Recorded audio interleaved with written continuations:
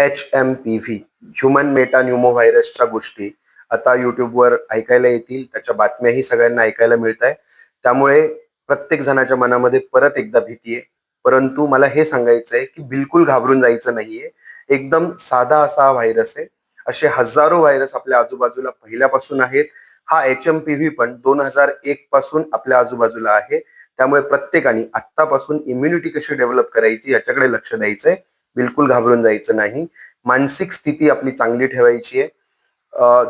वेळेला जेवण, शक्यतो कफ वाढवणारे ज्या गोष्टी आहे म्हणजे आंबट आहे, गोड आहे, त्या खूप जास्त घ्यायच्या नाहीये, कमी प्रमाणात घ्यायच्या आहे.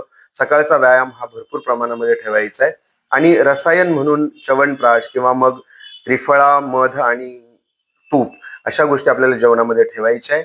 आणि मन जेवढं आपण स्वस्थ ठेवू तेवढा हा व्हायरस एकदम इझिली आपण रोखू शकतो.